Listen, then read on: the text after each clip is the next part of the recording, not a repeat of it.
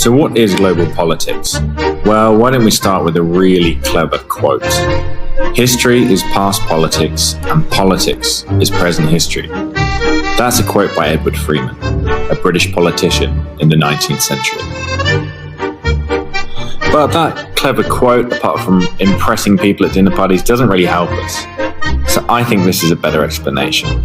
Global politics tries to explain what is happening in the world, why it happens, and what will happen in the world. There are 4 core units in global politics.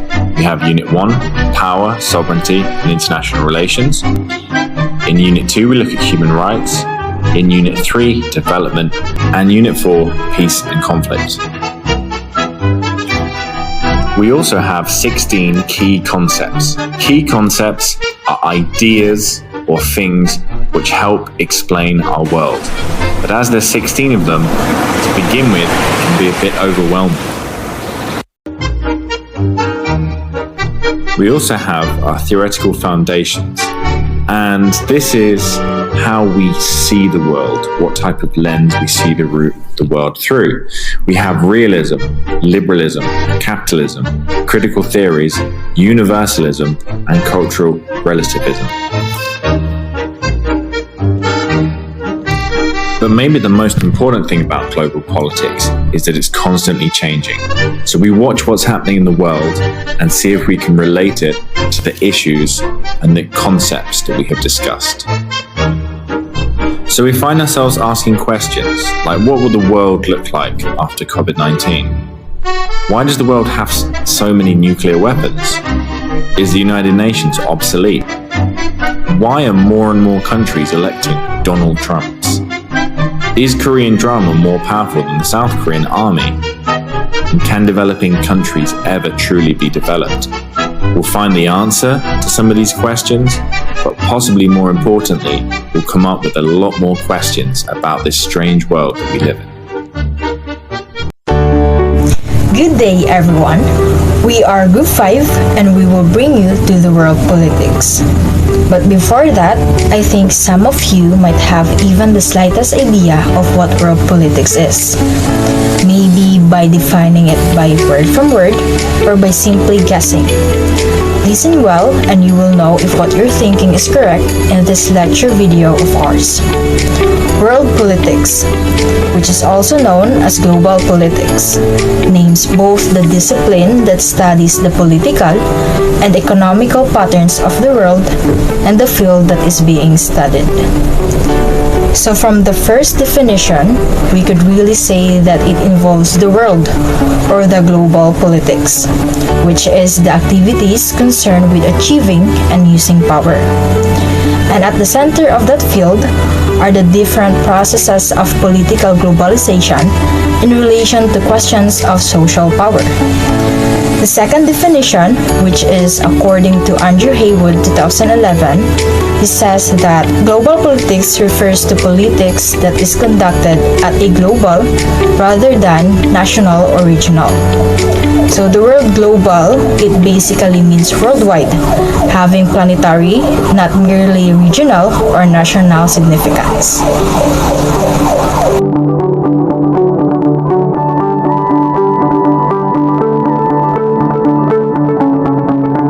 So trade refers to the voluntary exchange of goods or services between different economic actors. Since the parties are under no obligation to trade, a transaction will only occur if both parties consider it beneficial to their interests. So trade ensures that products reach the consumer from the producer. So an example of trade is the tea trade, where tea is imported from China and purchased in US. Another one is investment. So an investment is an asset or item acquired with the goal of generating income or appreciation. Appreciation refers to an increase in the value of an asset over time. When an individual purchases a good as an investment, the intent is not to consume the good, but rather to use it in the future to create wealth. So an example of investment is purchasing machinery, computers, software trucks, or any assets that increase your production production and reduces your operating costs. So the difference between trade and investment.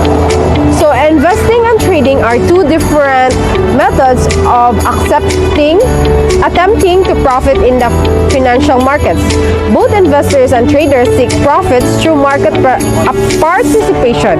In general, investors seek larger returns over an extended period through buying and holding. Traders, by contrast, take an advantage of both rising and falling markets to enter and exit position over a shorter time frame, taking smaller, more frequent profits. Trading focuses in short-term buying and selling, while investing involves buying and holding securities for an extended period of time.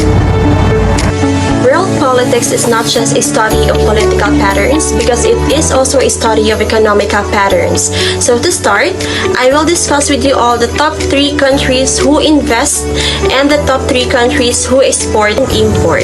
So the first country to invest in is Mexico.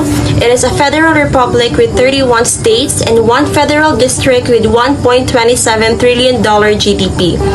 Most of the Mexican economy relies on the services with trade, transportation, finance, and government accounting for about 2/3 of gross domestic product. The country has increasingly turned toward manufacturing and is a major exporter and producer of oil.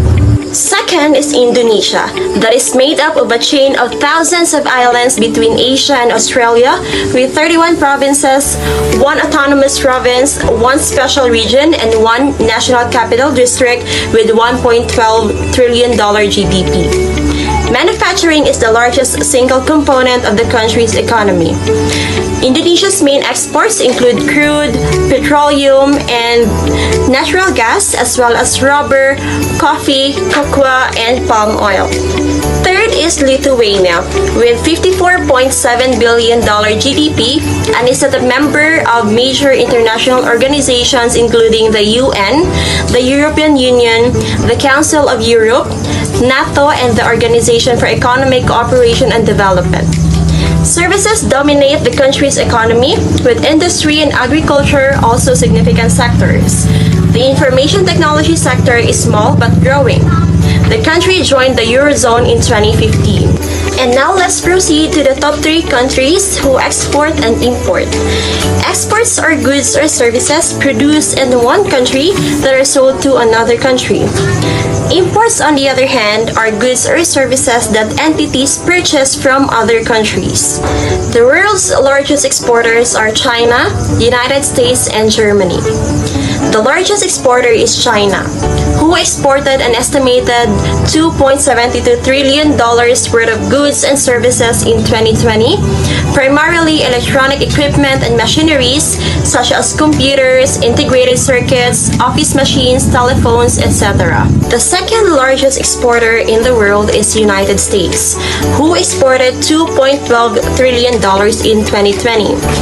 Their largest exports are crude, pharmaceuticals, spacecrafts, as well as their replacement parts, etc.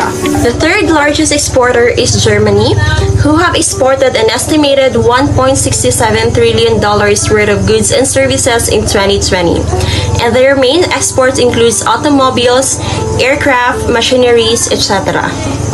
And the world's largest importers are United States with $2.40 trillion yearly import value, followed by China with $2.05 trillion yearly import value, then Germany with $1.11 trillion yearly import value.